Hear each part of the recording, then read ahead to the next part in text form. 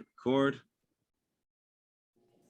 Good morning, dearest friends. Today it is Wednesday, July 20th, Tammuz the 21st. We are in the 3 weeks, but what we're here today to do is to study Talmud, the entire Talmud, one page, one line at a time. And right now it's Masechus Shabbos we are studying, and we have begun Perek Shmoneh Esrei, the 18th chapter of Gemara, Masechus Shabbos, and we are on 126b, and we're literally turning the page to 127a, Kuf Chaf Zayin.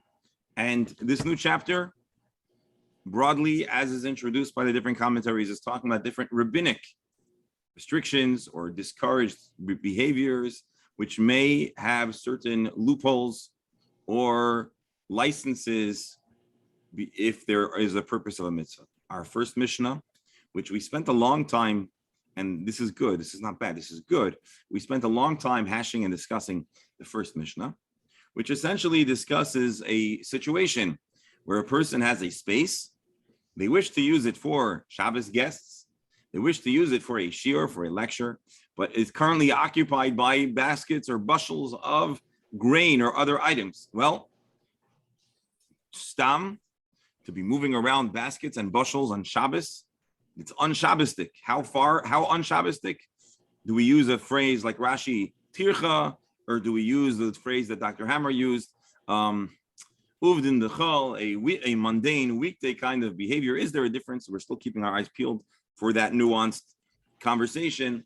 Well, generally speaking, a person should not be busy moving around baskets of Shabbos, or even, as we said yesterday, dancing around with a couch, which is a heavy burden. That would be unshabbostic. However, our Mishnah describes that there is a license for a mitzvah. Then the Mishnah goes on and says, but there are exceptions. Certain baskets have items in them that are muksa or otherwise off limits, and therefore you can't handle them. The Gemara is going to proceed to attempt to explain the Mishnah, exactly what it is discussing, what its concerns are, but its first clue that there's something deep and complex going on is the words arba'a ve'chamesh, that you can move 4 or 5 baskets, because that 4 and 5 is a potential alert that something is going on over here. Because if it's 4, it's not 5. If it's 5, it's not 4. If the number is precise, we don't need different numbers. And so we're going to have a series of different ways to decipher the Mishnah, starting with the question of 4 and 5. But of course, how you translate the words 4 and 5 will have implications for the entire Mishnah. And we're going to revisit 2 of the very important Tanoim who weigh in frequently in the Gemara, Rabbi Shimon and Rabbi Yehuda, who have divergent perspectives on the laws of muksa and other elements of Shabbos. So again, we're going to try to understand the Mishnah. We collectively have a number of questions about why there might be any kind of limitation to moving baskets, questions about what this oitz are. We talk about a storage house. Those 2 are going to be the questions that the Gemara is going to discuss. So the good news is sometimes we read a Mishnah and we have questions, and the Gemara has questions, but there's no alignment. Baruch Hashem, to my knowledge, a lot of the questions that we had, a lot of the conversations that we had in exploring the Mishnah will be identical or deeply related to our Gemara's conversation. And so, allow me to share the screen and let us get started. We're going to dedicate today's learning for the yahrzeit of Miriam Bas Kalman. I was also asked to mention for a refuah shalema, Jamila Hana Bat Mazal, who has a surgery on Friday. She should have a refuah shalema, and most importantly, in prayerful wishes for the well-being of our dear members of our chabura and their households. We should have only good health, good news, and good circumstances. And again, a yasher koyach to all of our scholars who bring a lot of wisdom and professional expertise, as well as Torah insight to our daily Gemara conversations. And a yasher koyach. Let's get started. So I'm going to restart from the beginning of the Gemara, but we're going to run through the first explanation, and then we'll go on to the next explanations. Again, the Gemara seizes on to the words chamesh, arba v'chamesh. If you're allowed to move 5, who's talking about 4? Of course you can move 4. So Rav Chisda says, Amar Rav Chisda, Arba michamesh, you can move 4 baskets if 5 is your total. And chamesh ma'itzer gadol, and 5 if it is a large oitzer. Rashi, Arba michamesh, im lo hayasham el kashir hekupais, lo yefana ela dal nehem. You can only move 4 out of 5. And this is the important line Rashi uses, but it's going to help us understand what Rav Chisda is saying. She'asar ligmor esal oitzer. When the Mishnah says v'lo esal oitzer, but don't oitzer, it means you cannot totally decommission a storage space to be non-storage space. And then again, we're going to see this in the Gemara, and Rashi reminds us, Dilma chazi gumais bekakisai. If the space is no longer a storage house, well, now you're going to be concerned about the aesthetics and the functionality of the space, and you might cover gumais. Dr. Stamler and I, we had a conversation yesterday about exactly, and everyone, of course, about why this might help you avoid covering holes and why you wouldn't cover holes. And we have some different ideas that we presented, and maybe we'll see them again in the Gemara. If there's a lot, oh, this is an important Rashi. And then why does he put the brakes on a oitzer gadol? You can only move 5. What's 5? So Rashi gives us a very interesting reasoning. It has nothing to do with what it has to do with is chayshin and latircha. So apparently, the way Rashi understands Rav Chisda, listen, you need the space. We'll give you a limited license. We'll give you a limited waiver, but we don't want you to get good ideas. Once you're making a little space, I'll just empty out my whole warehouse. I'll move 60 baskets. No, you need the space. We'll let you have the space, but don't get don't get too excited. Constrain the extent of how much you are going to. Then according to Rashi, it seems that Rav Chisda, the issue is not the holes, but rather the teicha is the main issue. I'm sorry. Oh, it seems to me. No. Correct. But then why does he say only 4 if you have 5? 4 out of 5 is the issue. Because once you hit the 5, then it's a question of tircha already. No. So you can move 5. So yes, as far as but I'm saying you can remove a maximum of 5 because otherwise it's tircha. Yes. But when you get the 4, when you hit the 5th, then it becomes tircha. I mean, that's the way I read the difference. So that's not how I see it, but I hear what you're saying. I understand what you're saying too. I mean, the 4 out of 5 is the holds, and the 5 out of the big thing is the tircha. Yeah. In other words, 4 out of 5 is so that you don't entirely decommission your storage room. 1 basket's going to remind you this is essentially a storage room. We cleared it out. We're having a class in this storage we're having a shiur in the closet. But if you're going to take out the last basket, now that becomes a base medrash. So if you've totally decommissioned, that's how I understand it.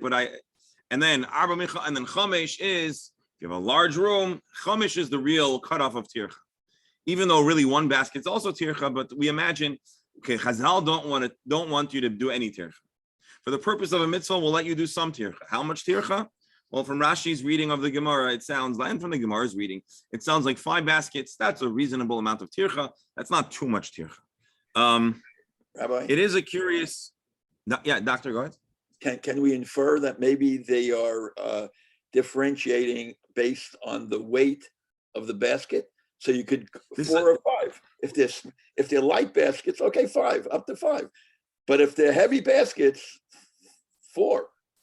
Maybe there's some indication in that communication that there's some flexibility, because the tircha is quite different depending on the weight or the size of the basket. Maybe. So I'll tell you, there is no explicit mention now of weight.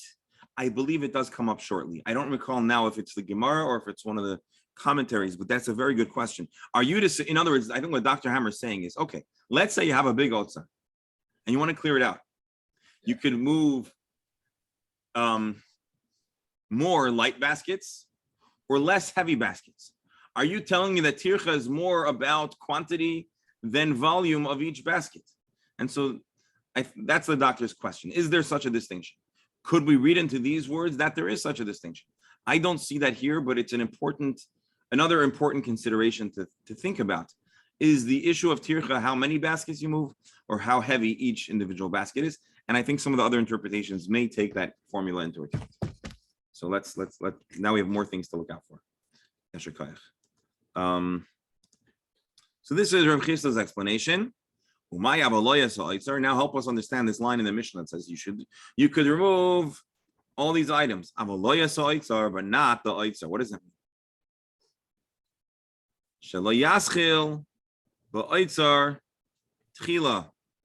You should not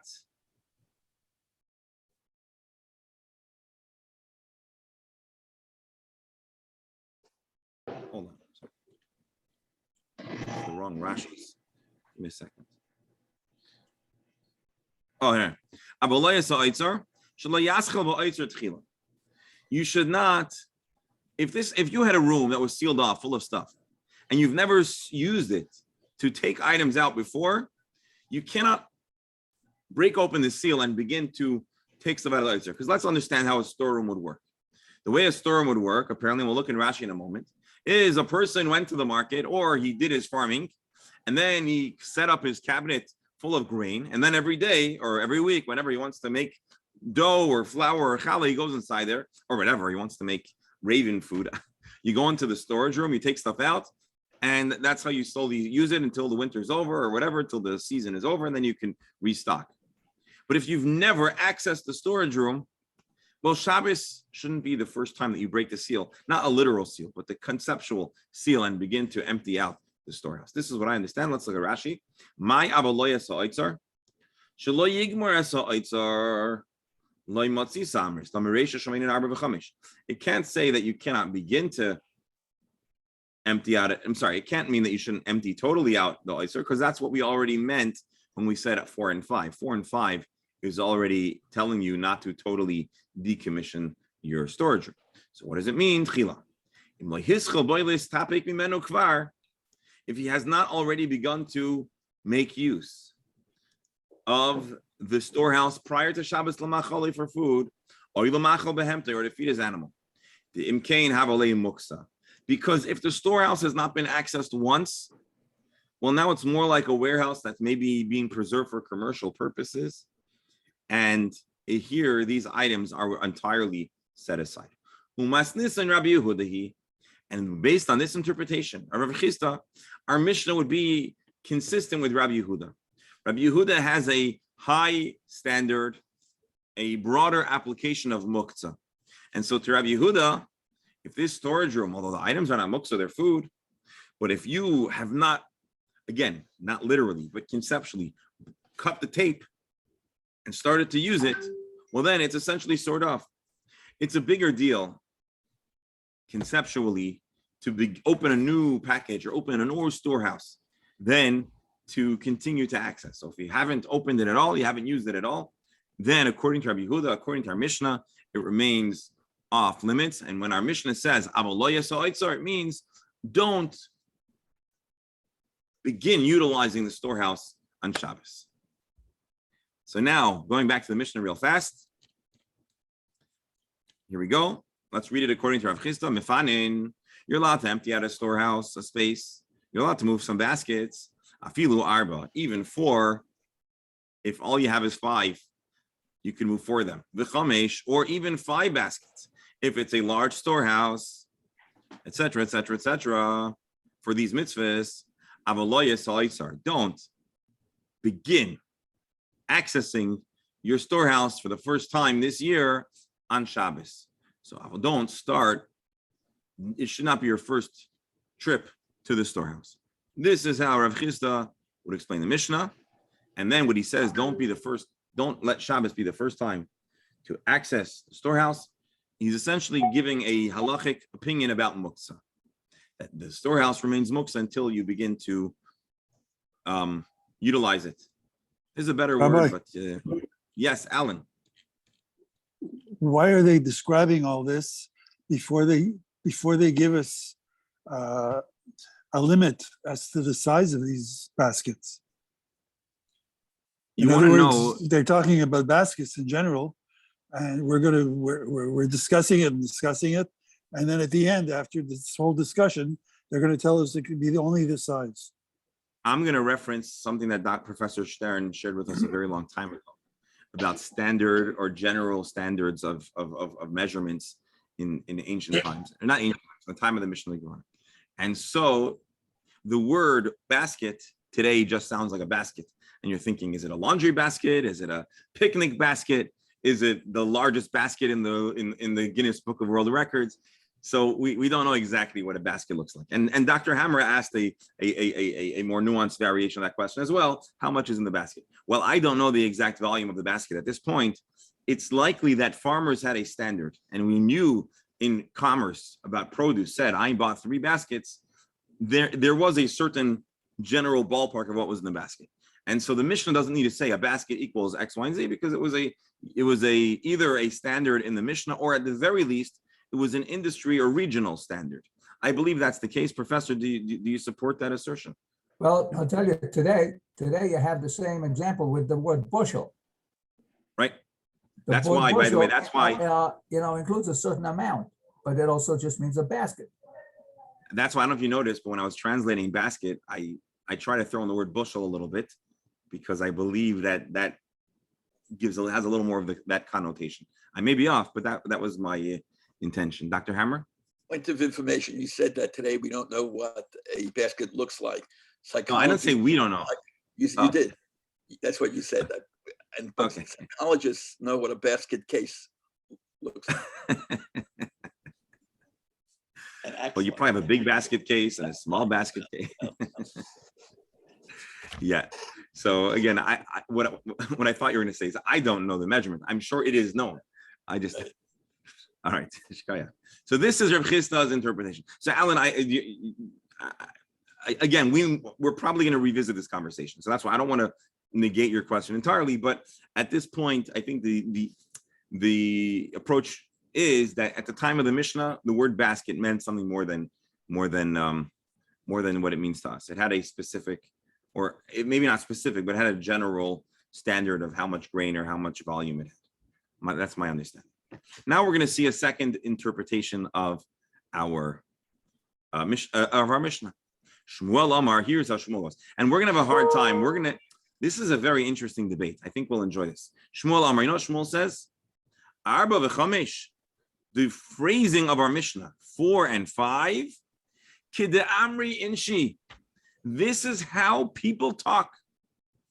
People are ambiguous about amounts. Sometimes you'll ask a person, how many guests are coming tomorrow night for dinner? 4 or 5, whatever, something in that ballpark.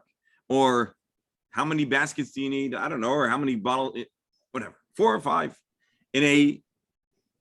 In a manner of speech, we are sometimes somewhat vague or not entirely precise.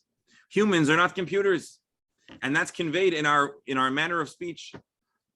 Let's read Rashi. Rashi is going to give us a little more information. Cheshbon katan tchila. It is human nature when talking about how much of something we'll need or have or do. You start with a smaller number. Rabbi, we'll move 4. If we need more, we'll do 5. So Shmuel Holden is saying, you could move 20, but how many baskets are you going to probably need to move? I don't know, 4 or 5. So the Mishnah, according to Shmuel, is conveying, is speaking in common language. Rabbi, we're not only opening a can of worms, we're opening a whole highway to enter a truck. Are you going to tell me that you're going to use an expression on which to base halachic rulings? We can take the same thing and start to apply it elsewhere. We'll go off the cliff altogether. So that's why I said this is a very interesting conversation. Is Shmuel saying the Mishnah is imprecise? I mean, you're going to say Daled Amos. You're going to start with Daled Amos. But I don't want to get too excited about this interpretation, because I want to read the text of the Gemara, and I think it's tafkenat. I think there's a diuk.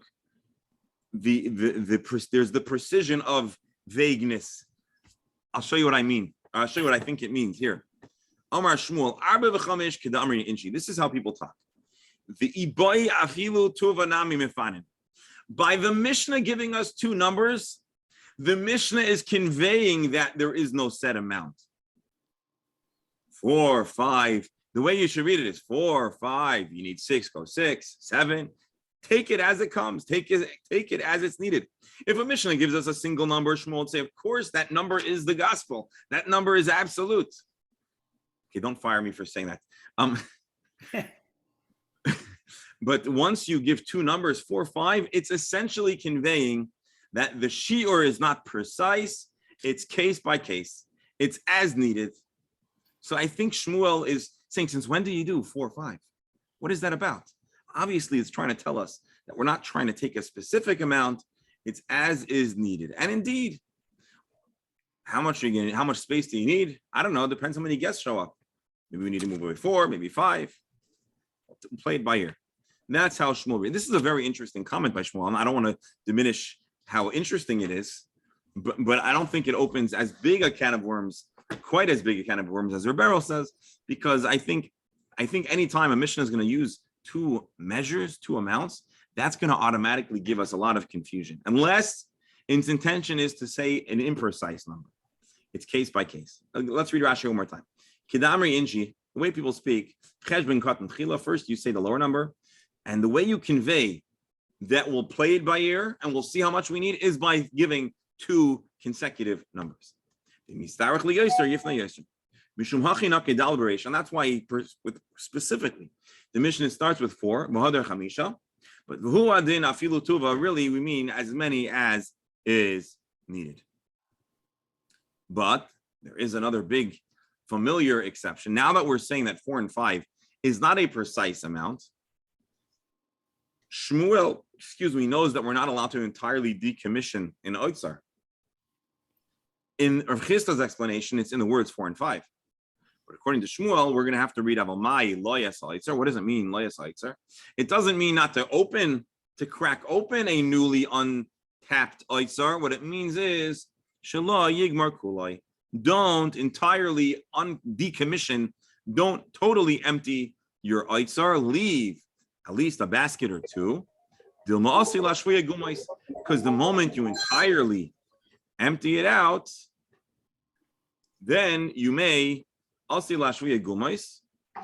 come to subconsciously survey the room and smooth out gumais. But you may certainly crack open a brand new storage room.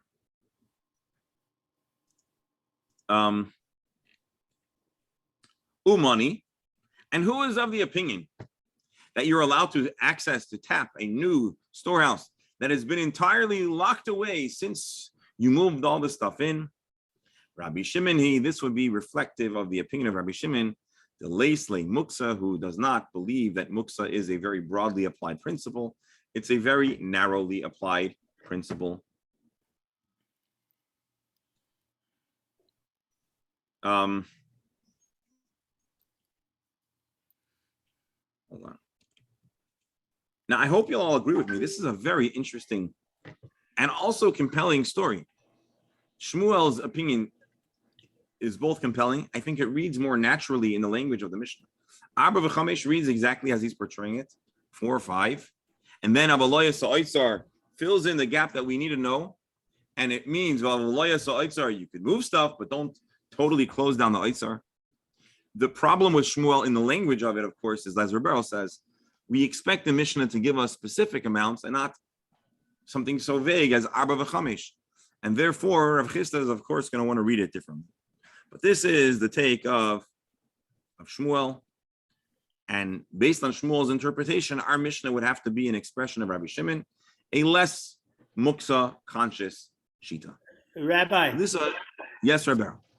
Could you think of any other place in the Talmud where an expression or something like that is used as a concrete measurement? You mean where we use a vague?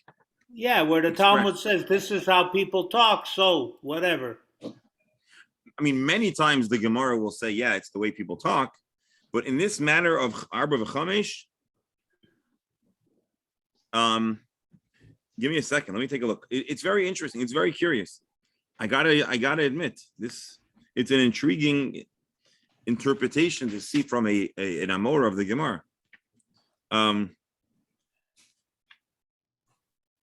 mean, because the next step is this is how people act, or this is what people do. No. Remember, the Mishnah is a shorthand text, which was intended to be the launching pad for intergenerational scholarly halacha conversations.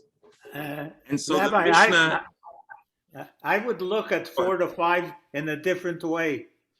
I mean, to me, to look at the surface, it meant 4, but don't be too worried if you happen to have a little more. Somehow in that area, that's what struck me from the 4 to 5. hold on, explain that to me, because I don't understand right now how that's different from what Shmuel's saying. Explain it again, if you don't mind. No, when I saw the Mishnah at first, it didn't seem to me to be that big a problem. It seemed to be bushels and stuff in it. It's not an accurate thing. So it should be 4, but don't worry if you have a broken bushel, 4.5, you could go up to 5. Rabbi Burrow, let me give you, I just thought of something apropos to what you said. Let's take the example of Batel B'Shishim. So it's a 60th part. If a couple of drops of milk fall into a chont or whatever, theoretically, it's not trade. But it's Batel B'Shishim. How much exactly, I mean, how can you measure the amount of milk that drops in? If you have a couple of drops, okay, but if it's a teaspoon or a tablespoon, so how exactly are you going to measure when it mixes in together with it that it was a 60th? Right. So it's an approximation. Right. So when you're saying Shmuel is also giving an approximation. Yeah. I mean, the shishim is not an approximate number. The shishim is a specific number. Yeah, but in actuality, it's an approximation.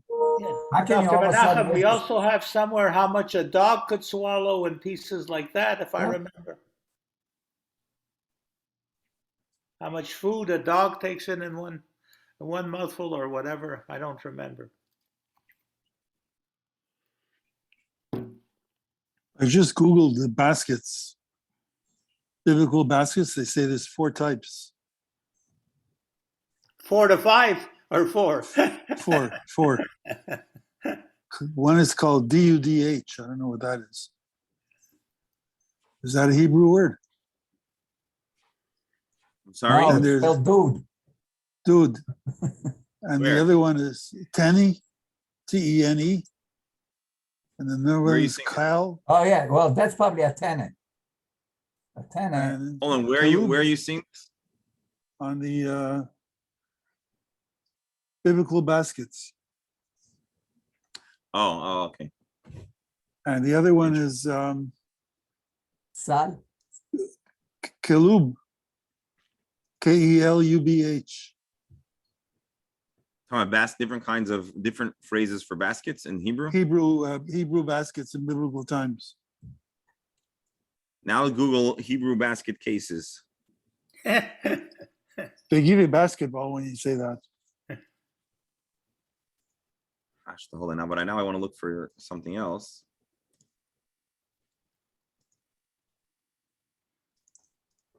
Krugel das Hasgarat in their Mishnah. No, it just is what it is. Hold on, you see my screen? Yeah. Rabbi Hanina.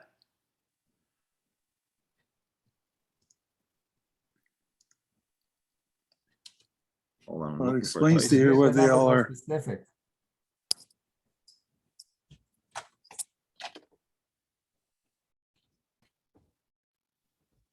Bear with me just another moment.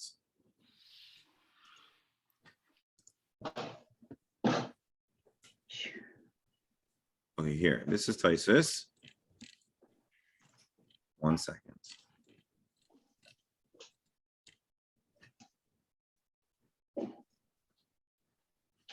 So this is a Gemara we learned a while ago, talking about You maybe remember this, right? We're talking about different kinds of shoes that could and can't be worn, as well as kameyas. This was one of the fun Gemaras. So in the process of the Gemara, we end up talking about how many nails needed to be in the shoe to be a problem or not. I don't know if you recall this. Yes. So here the Gemara says a certain kind of sandal needs 7. Others say you need 13. We bring a brayser of Niraya Omer, Chamesh Mutter, Vesheva Asur. We're talking about numbers.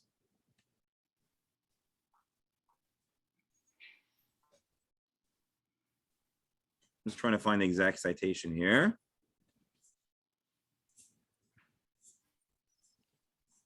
By the way, wait. If you see Arba or Chamesh. Yeah. That's what I'm here to show you. Right. So we said and also then it says Ad Sheva Mutar. Hold on, but take a look over here where I highlighted Arba Chamesh Mutar. 4 or 5 are mutar. So the Gemara asks, Hashta Chamesh Rei. If you're allowed to have 5, Arba Mavayale. Isn't it obvious that 4 is allowed? Because the inclination is to be matfilas. Amar Chizda Amra Misandal Katan. When it's a child sandal, we're talking about 4, and Chamesh when it's an older person's sandal. Rabbi Matrasha. So Tosfos says like this. In Sukkah, Gab Rabbi Yehuda Machshir Ad Arba Im V'Chamisha Amos Teparchash Chamisha. But Rabbi, here in a sense, they're making the argument because they're trying to find a specific thing for 4 and 5, not accepting a range by answering a kid shoe or an adult shoe. No, basically what I wanted to show you, but I don't want to like totally rehash the whole thing, is basically there's different contexts and different conversations and different reasons why you might mention more than one number. And so come on, an argument of a perik mifan and dalve kupa is parich nami hashta chameshari v'dalid. He asked the question: if you're allowed to do 5, obviously you can do 4. Mashma leid it's feiloi shari nimishum terech Shabbos. Inference is over there that you should have a very restrictive number because of the tircha of Shabbos. Mishani Rav Chisda's answer is no. It's 2 different numbers. Dalid mi'ayitzer katan v'chamish mi'ayitzer gadol. U'shmuel mishani dalid v'hei afilu tuva. Kida amri inshi the savar afilu tuva matzi lifnais. Lavash legirasa ayitzer pirish karkai sa ayitzer. Basically, Tosfos here is giving a survey of different places where there are actually references to different numbers, and here he gives a nice, cute summary, a recap of our Gemara here. So there's more to discuss, but suffice it to say, the reason why I showed this to you is just because we asked if there is anywhere else in the Gemara that this happens, and the answer is yes. And it's always a conversation to understand why the Mishnah would not use precise language. Sometimes it's because the parameters are vague. Sometimes it's because it's not absolute. Or in our context, as Shmuel explains, it's communicating the fact that you do as little as needed, but as much as is needed is okay. Arba v'chamesh, start with 4, 5, but if you need more, that's also okay. Taner Rabbanan. Now we're going to see a brayso that conveys this theme about not cracking open an oitzer for the first time. There's gonna be a challenge to our Gemara and then an explanation. Hold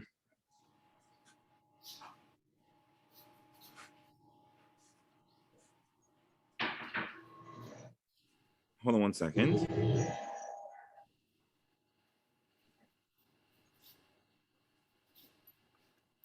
One second.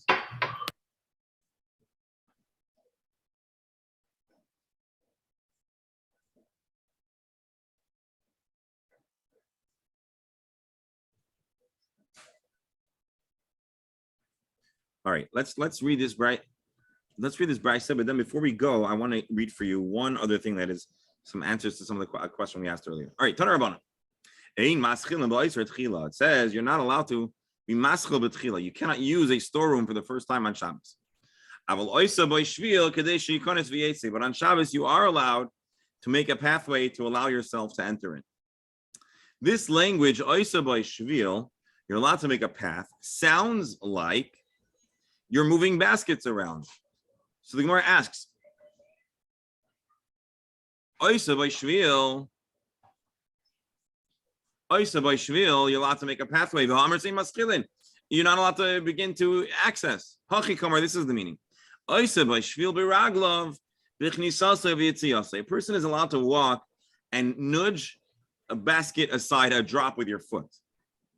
To just push your foot through so you can walk, even though the item is nominally pushed aside, that would be acceptable. But to actually take a basket out on Shabbos from a previously unaccessed oitzar, that may not be done. Let's see if the Rambam codifies this idea.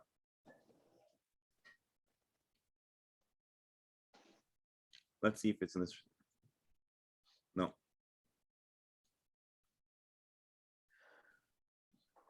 think they linked. Oh, yeah.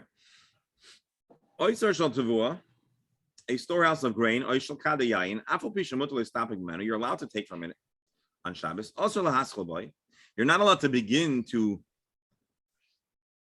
Dr. Stalmer, give me a fancier word for lihistapik.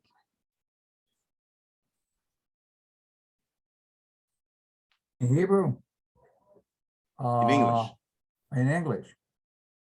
I said just take from it, but there's a better word. Use it,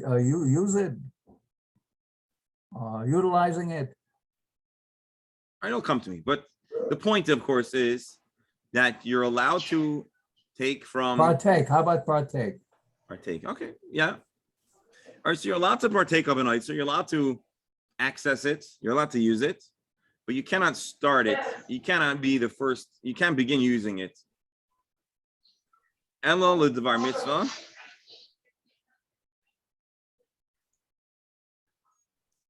Very interesting. I did not realize this, and I'm not sure everyone learns this way.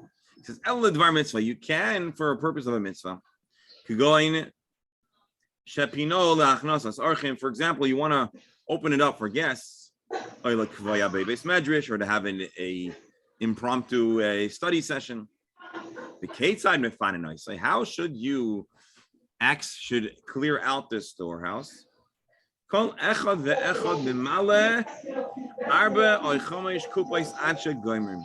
person should take 4 or 5 baskets until the area is clear. But you shouldn't sweep the floor. You can walk in and walk out. You're allowed to make a pathway with your feet. I want to just tell you something. This Rambam has a totally different, my impression, a totally different understanding of this whole Gemara, which happens sometimes. The Rambam sometimes has a very different take on the Gemara. It's fascinating to read, but I'm not yet ready to. We have to relearn the Gemara with the Rambam's lenses, and sometimes, many times, the Rambam had a slightly variance in his Talmud, because as we know, there were different variant versions of the Rambam. But I am under the impression that the Rambam has a totally different take on this Gemara. Rabbi. Yes, Rabbi. Isn't it very weird that you should be able to move things aside to make a path, and that's okay with your feet? We had a problem in the floor. No, you're not making a path. Well, if making room for you to walk, it's pretty close to a path. Okay, so why is that weird? No, because then we had things on the floor. God forbid you fill up a little crack in the floor. You're not allowed. And here you're so you're asking, is this not smoothing out the floor? It's worse. It's boina. Well, let me ask you, are you intentionally smoothing out the floor, or are you just pushing aside items so you'll have where to put your foot? Is it miskaven or not? So what I want to tell you, first of all, is the Rambam, the way I'm reading it, and again, I've been wrong before, but the way I'm reading the Rambam, he looks at this picture, this brisa, to say it's talking, the Bryce is talking about two totally separate issues. Issue one is that you're not allowed to empty out an oitzer. I'm sorry, you're allowed to start emptying an oitzer. Issue two, which is totally apart from that, is that you're allowed to make a pathway to walk in and out. What's that pathway? Not moving aside barrels or baskets, but smoothing out the ground, which was previously bumpy. That's what I'm reading in the Rambam. And again, it's the people of Sefaria. Think about it. The people of Sefaria chose to link this halacha here. It's connected. But let me just show you what the Rambam says.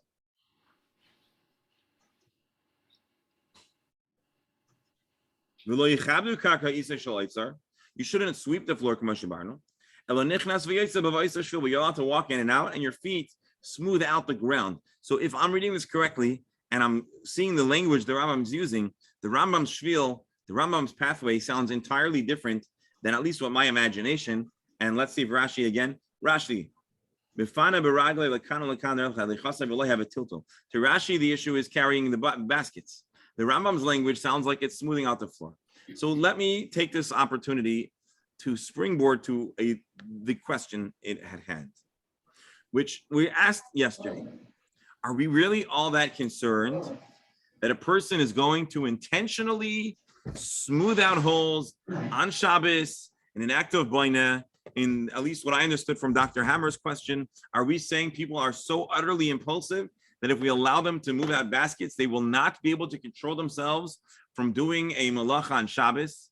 And then I added and said, no, they're not going to do it intentionally. They might do it subconsciously.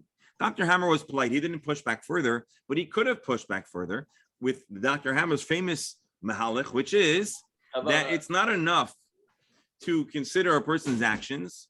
We need to see it in the context of their kavana, of their intention. And maybe over there, if it was b'loy miskaven, he wasn't intending to smooth out the floor, he wasn't intending to do boina, well then maybe yet it should be permissible. And so why are we so worried about being mashva gumois? Why are we so worried about smoothing out holes? It should be a davar she'eino miskaven. This question, which Dr. Hammer asked, and I think Rabbi Nachem asked, and others asked in different ways as well, is a very good question. What's going on over here? What is this concern about hashvas gumais? So first we need to clarify that many Rishonim, Ramban, Ritva, Ran, Meiri, etc., say the concern here is that a person will do them intentionally. That has to be that they're going to do it intentionally, because if they would do it unintentionally, then it would not be a malacha, it would be she'eino miskaven. But maybe Dr. Hammer, maybe the Rishonim don't trust the person to be a little impulsive. In a paraphrasing of those Rishonim, they say like this: you had an oisar that's been full of baskets for weeks, months, years, and all of a sudden it's empty. You look in this room, you have this big expansive space. You never were able to really access it before with storage. And all of a sudden you're going to see all these holes. It's just going to irk you. And maybe, yes, maybe some people will not have the ability to restrain themselves. Maybe they're not going to realize it's a malacha, but they'll think it's only not a Shabbos-tic thing. They're not going to realize. And so there's a concern. Others write, the Baal Ma'or writes, and again, I'm reading a summary of these opinions. That's in the Yalkut Biur.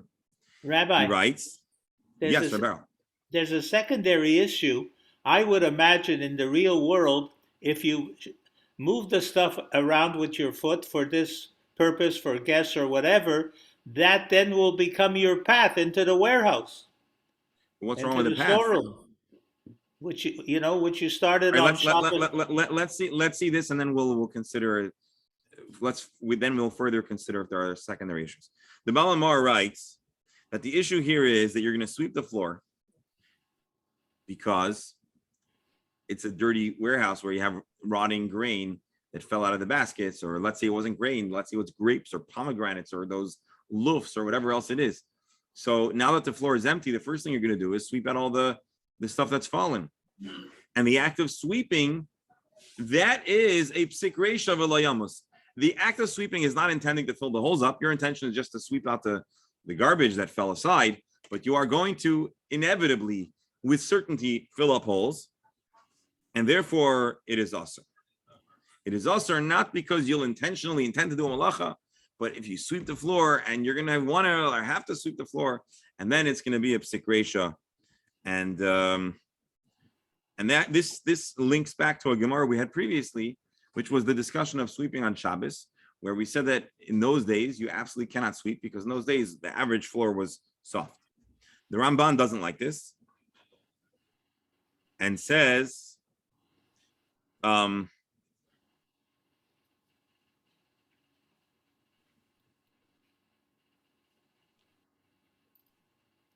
Ramban says actually this is worse than a house. A house you might not necessarily have holes, but in Isar, in the language of the Rambam, you are most certainly going to have holes. You know where those holes come from?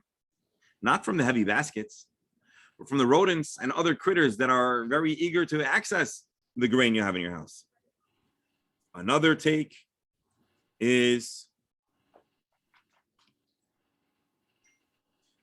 and this is in the language of a commentary, a Rishain, in the language of, or associated with the Rani, says very simple. Even though usually Rabbi Shimon says if it's not miskaven, it's mutter. The issue here is not filling up holes, really. The issue is that it has an uvdin b'chol feel, sweeping, prepping the floor to such extent, that would be uvdin b'chol. But based on his reading, we're going to have to assume that his Gemara didn't have the word ashri gumois. It just said dilma asi l'chabed or something like that. And then we said the issue is, so once again over here, I think the question is in a way more powerful than the answer. What exactly is the concern? Well, maybe it's uvdin b'chol. Maybe you are even more certain to fill up holes than usual. I think the best answer, the thing that we probably can relate to the most, is the explanation that says you're not filling holes via dayim. You're just sweeping the floor. Because your act of sweeping is a psik reisha, therefore we don't want you to do that. You shouldn't do it. You can't do it. And therefore, make life easy. Don't fully decommission your isar. Leave at least one basket or a few baskets, and that way the job isn't done. The job isn't done. You're not going to sweep out the floor. You'll have a reminder, and therefore you will come to be Shomer Shabbos in the ideal format. This, I believe, this is what I'm seeing over here in some of the commentaries. Again, I'm still blown away by this brisa. Let me take a look over here.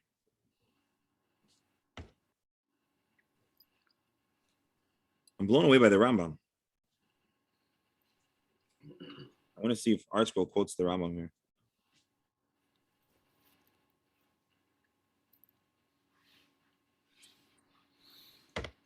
Okay, we only have 1 minute left.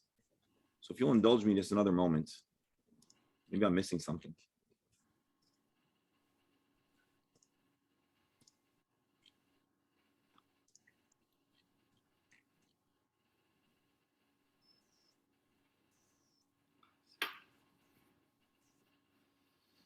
You know what? I'll tell you the problem is we need to learn a little more Gemara, and then we should revisit this. So Blina there tomorrow, Be'ezer Hashem, we'll resume, we'll continue to study, and we'll discuss a little more about these baskets. We'll have a few more halachas in our back pocket, and then we'll revisit the Rambam, and I think some of the halachas will make more sense, and other matters we'll have bigger questions, because that's the nature of the Gemara, opening cans of worms, closing them, but then opening bigger cans of worms in the language of our dear Barrel. So that, my dear friends, concludes today's Gemara session. Masechet Shabbos Kuf Chav Zayin. Again, prayerful wishes for good news for Kol Yisrael. Le'iloi Nishmas Miriam Bas Kalman. Prayerful wishes for Shalema, for Jamila Chana Bat Mazal, and hoping for good news for all of Kol Yisrael, and particularly the dear members of our Chabura. Yasher Koyachal. Please feel free to rejoin this link to study today's Chumash with Rabbi Shalom Ber. Shkoyach. Yasher Koyach. You might be for